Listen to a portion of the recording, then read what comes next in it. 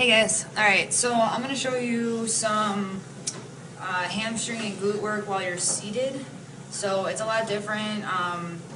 Like I said, you can use lacrosse balls, or I love these massage blocks because they have the trigger point on them and it actually penetrates the tissue a lot more.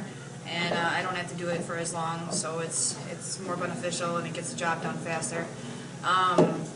I sell these. I'm going to put the link up with the video. So I sell things that I believe in, and I love them actually.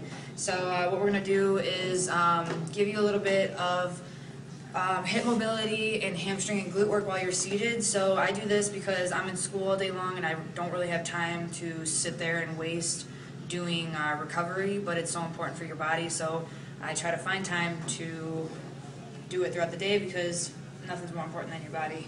So I got two trigger point things here. So one is for my glute, one is for bigger areas like my hamstring. I use this one a little bit more on my glute just because it's smaller and it triggers a little bit more.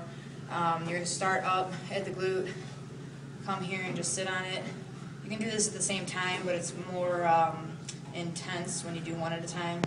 So it's more intense for that tissue. Otherwise, this is going to take some of the pressure off that glute one. Okay, so with this, once you learn to relax, what you're going to do is you're going to come here and you're going to extend your leg. Nice and slow. Try not to flex this muscle at all, so you want to keep it completely relaxed. I put a picture up the other day of how many muscles you have in your hip, so it's pretty crazy, it's pretty interesting, but you want to try to relax all of those muscles. So you extend, come down, and like I always say, if you feel like you can't relax, don't move your leg. So you're adding a more intense movement to it, you're adding momentum, and you don't want that if you can't relax in the first place. So this is once you can relax, come all the way out, all the way down, then you want to internally and externally rotate the hip. So this is internal rotation even though your foot's going out, and this is external rotation even though your foot's going in, because it's what's going on at the hip, not what's going on at your foot or knee. So you come there all the way to the end of range of motion. Don't just let it swing. Really push beyond where your leg stops. And then move it around a little bit. So you want to try to find those tender spots. Those are the ones that need it the most. And internally and externally rotate. Feels so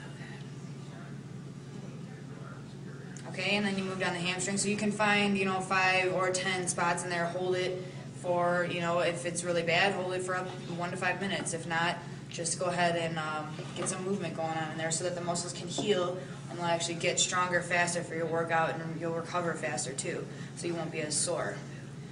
So with the hamstring, you have your biceps femoris, your semimembranosus, semitendinosus, and you want to hit all of them. So you start from the outside, go all the way down. They attach underneath, behind your knee. So you want to actually go the full length of the muscle. If not, you're just cheating yourself, and then your knots are going to come back. So the muscles being tight pull the joints in certain directions, and that creates muscle imbalances, and then creates scoliosis, create pelvic tilts. There's so many problems with that, and it's so common. It's not, everyone has it. So you want to fix yourself and be as healthy as you can be, so your workouts are as beneficial as they can be. And they're not painful. You don't want to come home from the gym and have pain. Nobody wants it. So again, once you can relax, extend all the way out, come here, internally and externally rotate.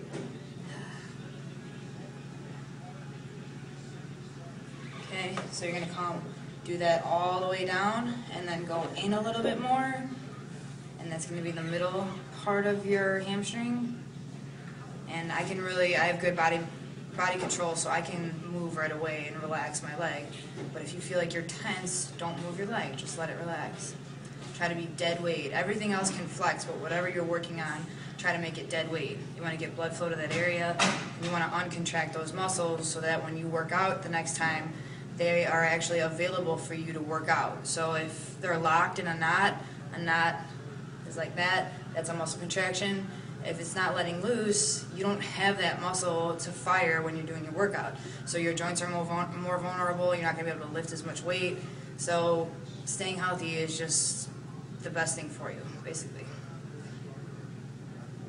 If you feel like you're not getting anywhere in your workouts, that's probably why. People jump into these workouts, they do too much too fast, and when you do that, the body thinks you're killing it. So if you move a certain way, momentum throws off the joint, the muscles lock up so that they can protect the joint.